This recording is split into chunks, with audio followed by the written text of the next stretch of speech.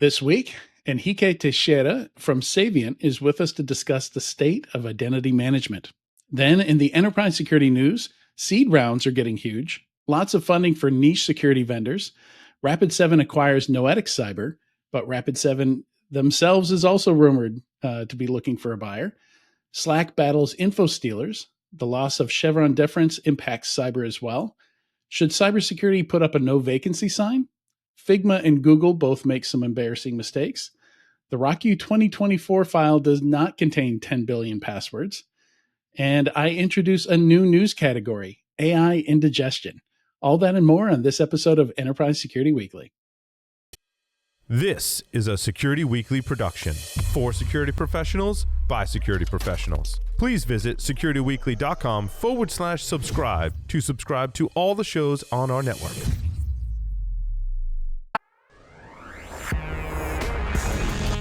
It's the show where we talk security vendors and aren't afraid to name names. It's Enterprise Security Weekly.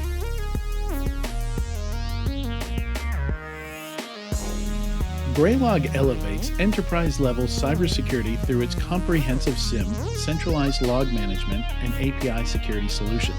Built on the Graylog platform, Graylog Security combines SIEM, security analytics, threat detection, and incident response capabilities. Unlike traditional SIEMs, which offer complex and costly setups, Graylog Security simplifies security and operational challenges with an optimal blend of licensing, people, and infrastructure costs. To see a demo, visit securityweekly.com/Graylog.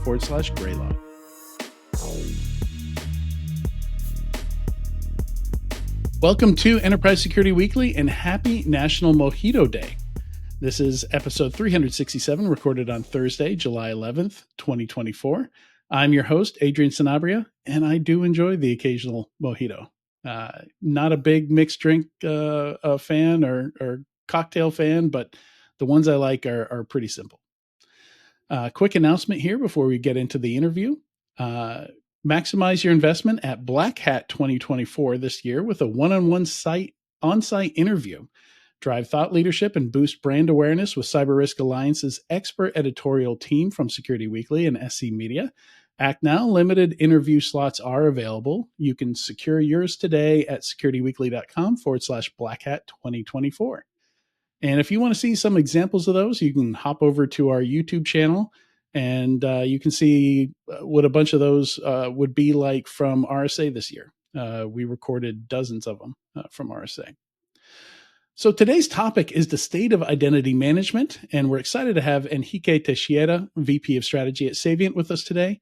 And prior to joining Saviynt, Henrique was recently an analyst at Gartner, where he coined the CIEM acronym. I'm not sure how to pronounce that. If I pronounce that, it would sound very similar to another acronym. Henrique, how would you pronounce that?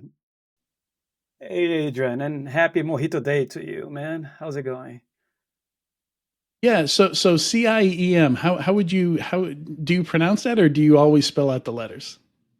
No, there's a specific way to pronounce it.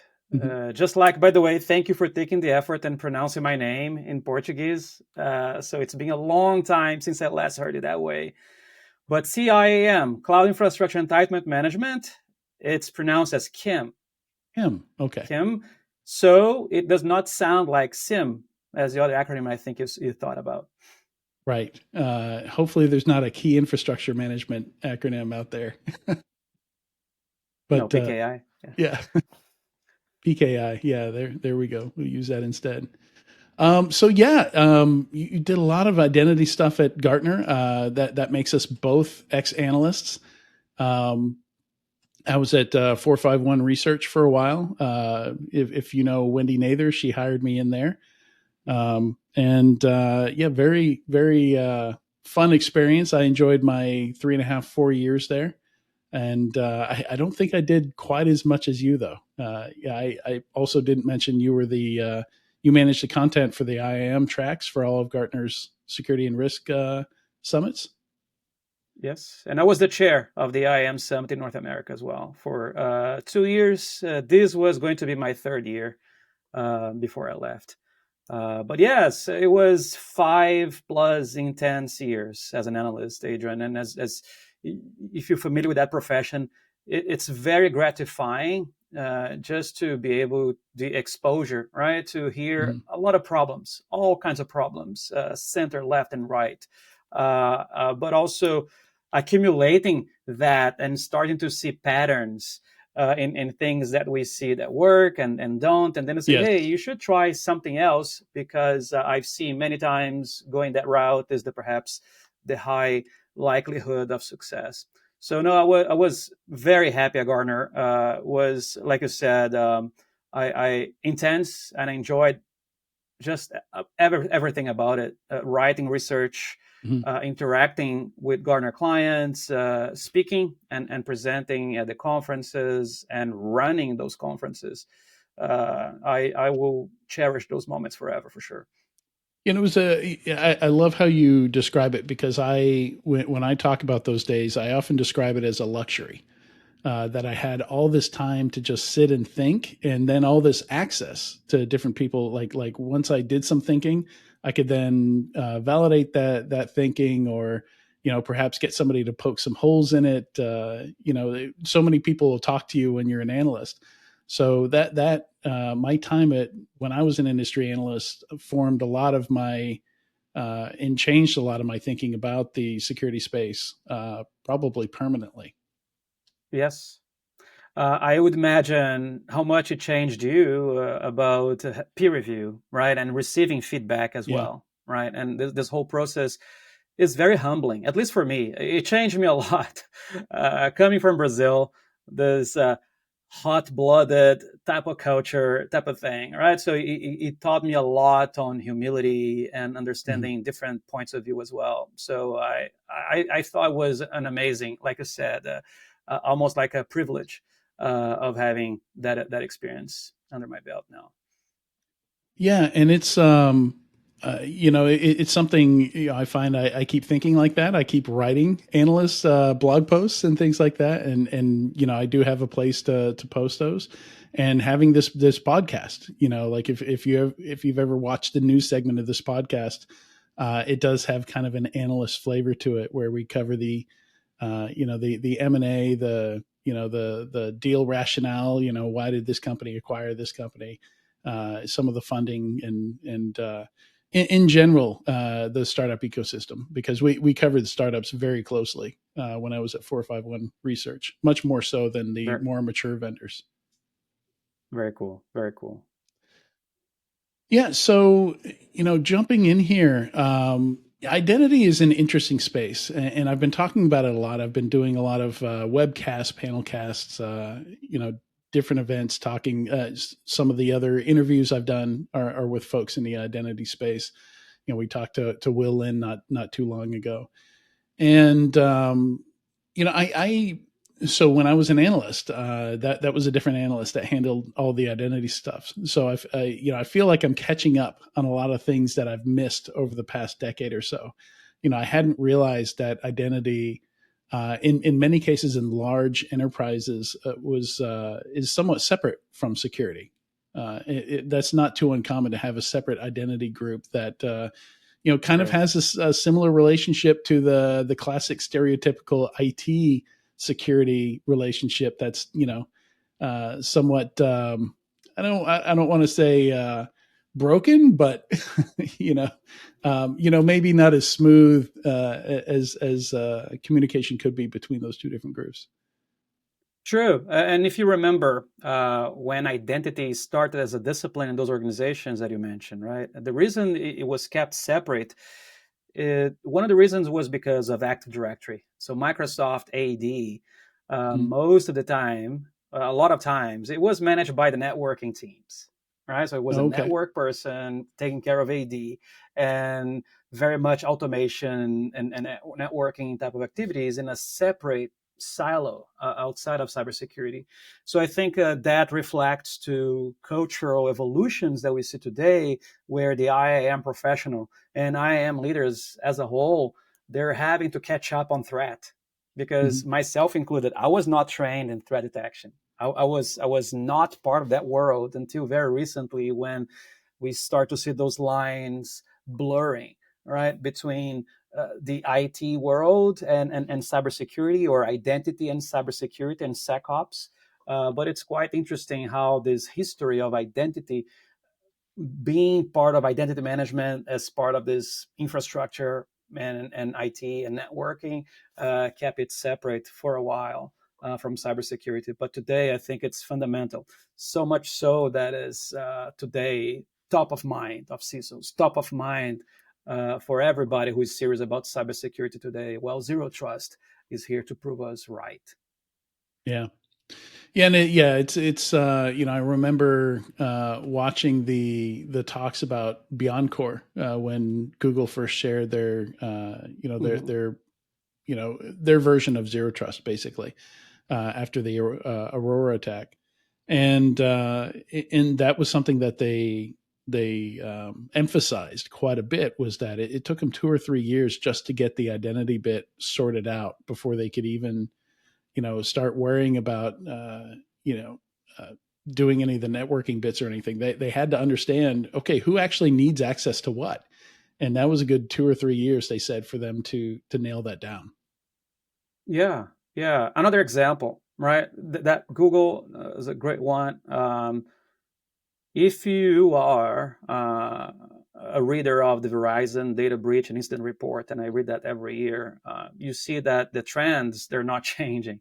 And what is the number one vector of attacks year after year is credential misuse, right? Yeah. That's an identity problem. So identity attacks it's a number one. So that's why I think IBM or IDM, who used to be something as separate from everything else, is becoming a center stage problem for CISOs today. So 40% of all attacks leveraging identity.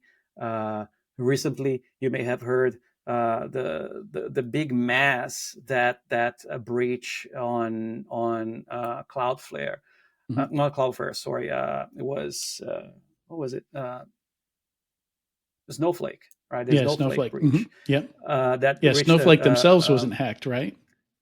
No, but their clients, right? Yeah. So, and Ticketmaster. And then when you start to mess around with rock and roll, right, and tickets to concerts, then I get really angry. But the gloves come off.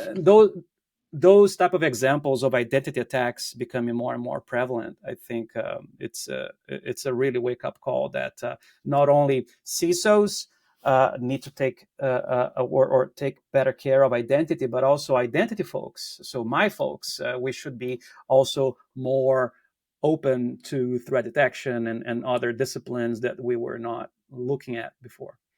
Yeah, we actually, this is years ago, but on this show, I interviewed, I forget the gentleman's name at Salesforce, and he talked about the amount of effort it took to enforce, because they decided to require MFA across their entire platform, which even 2 years ago, I guess even today, that seems like a big move. It was only recently, and this is actually a story we're talking about today, that Google decided to start enforcing multi-factor authentication for Google Workspace admins. And the reason we're talking about it today is it didn't go super smoothly. I don't know if you saw Alexandra Sierra's post on that, where they actually discovered that in doing so, they accidentally stopped enforcement of MFA when they made that change. I haven't heard that, but of course I know Alexandre. It's funny that we know a lot of people in common. So Alexandre Sierra, a good friend of mine from Brazil as well.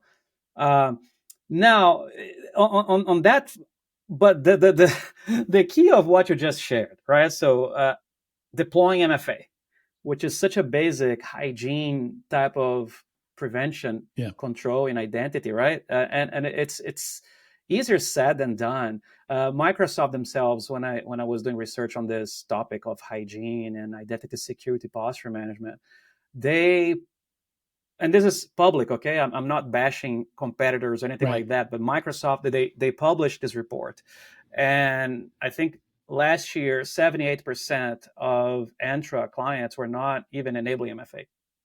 So 78% of identities in their systems were not enabling basic MFA. I'm not talking phishing resistant FIDO tokens. No, I'm talking like basic MFA protection. So there's a long way into that direction. I think changing posture, right, and changing culture, it's difficult. It's not simply as adopting technology. There's a different way of work. You got to work, and then you need a device where you can send an MFA request to that device, or it's biometric or something else. Everything that changes the day-to-day lives is kind of difficult to adopt.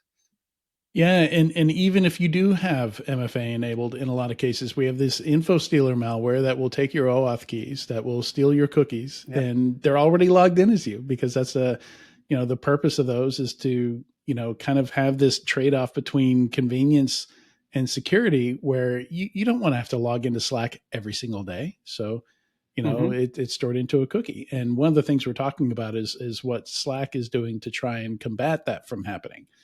Trying to prevent somebody just taking a cookie, moving it to another machine, and being logged in as you, which has happened in several breaches that we've talked about. Yeah. Yeah. MFA can be bypassed. And at Gartner, I was one of the co-authors of a whole discipline of research in that area called ITDR, right? The Identity Threat Detection Response.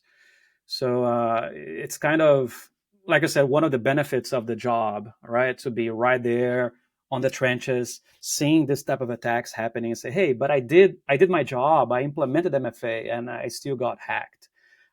So this type of things just reinforce the importance of a good balance between prevention but also detection response.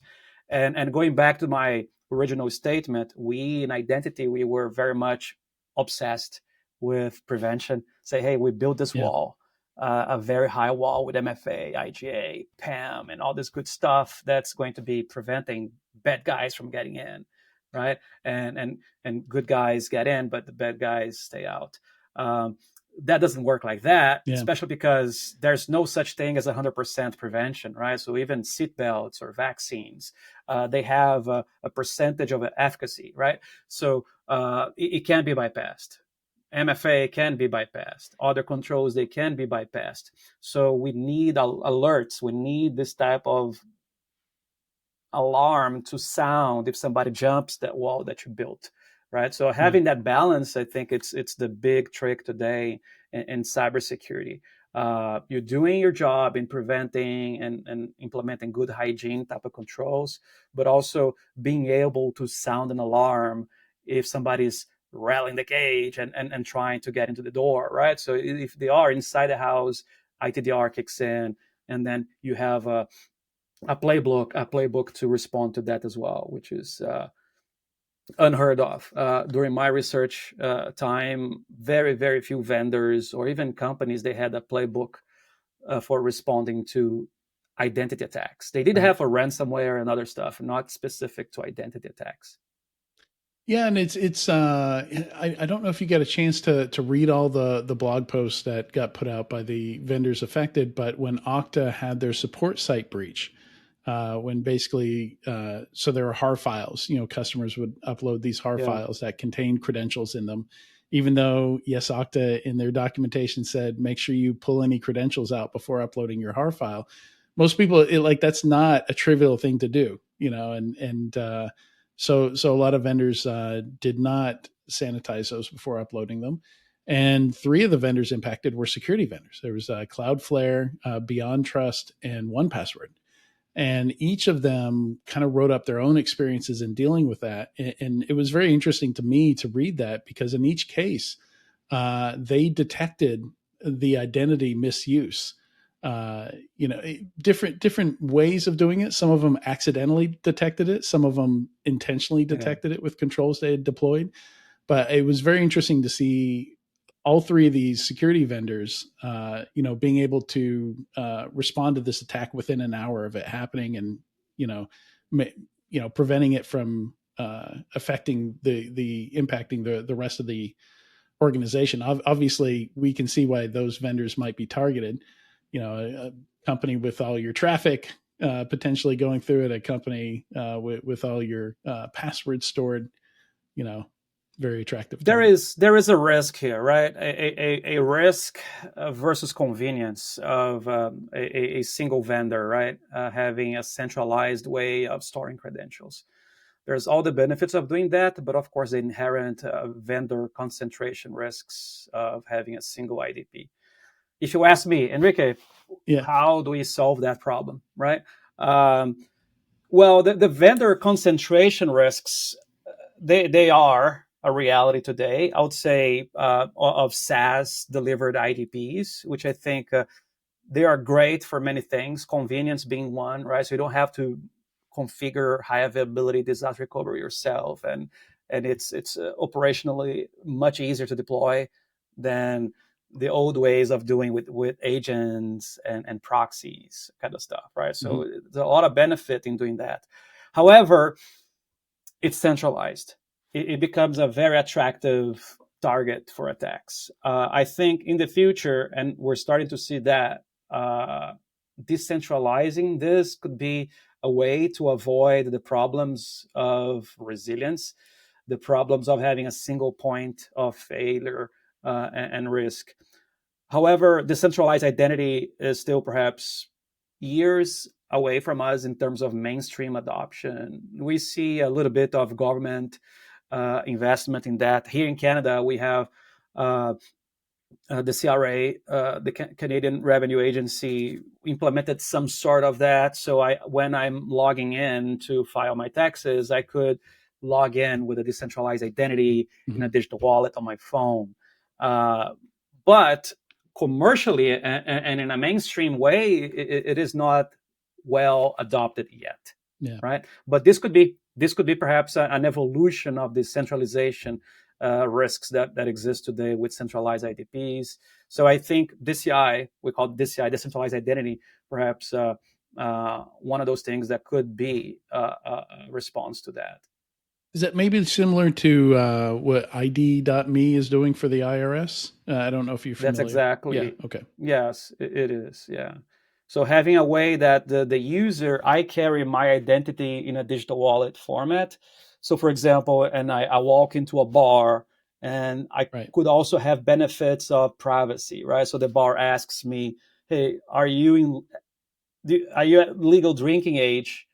So yes, I can show them a QR code instead of telling them my birthday. Your birthday, right? So so you don't have to. So you don't. So I think there's a lot of benefits in doing that for privacy reasons as well. But I like the benefits of resilience. And if something happens to this IdP, I could fail over to another one, or having verifiable claims being checked by a third party, right? So if this is not responding at this moment, this other one, and it's all encrypted on a device that I hold, right? Of course, I could have copies of that too for me, for my own personal use, but it's on my digital wallet. Yeah.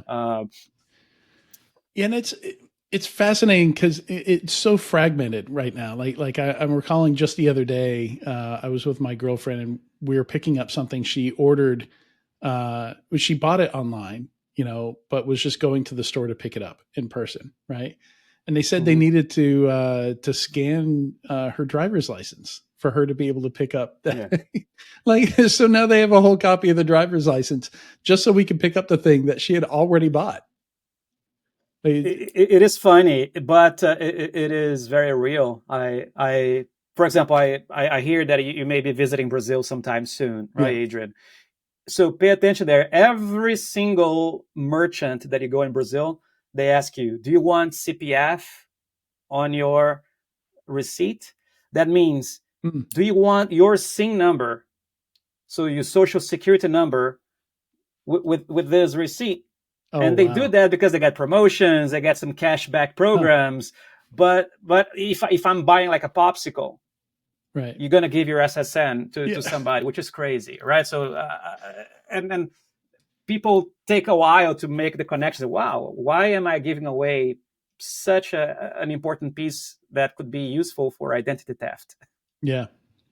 Yeah, and it's something where healthcare, at least in the U.S., is really behind on things like this. Like I've seen the idea of you carrying around your medical history, like you being the owner of that. Whereas it's fairly common here if you move from one doctor to another doctor, they try to charge you to transfer your record over to the new doctor, and they ask for all kinds of things that they don't need. They don't really need your social security number, but they'll ask for it. Yes. But if you push back, if you say no, they'll be like, everything still works.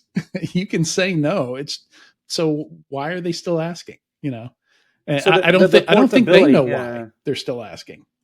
No, they don't. And it's same with the merchants in Brazil. I don't think they know why they're asking for that. Because it's on the Social form. Security. I don't know. Yeah.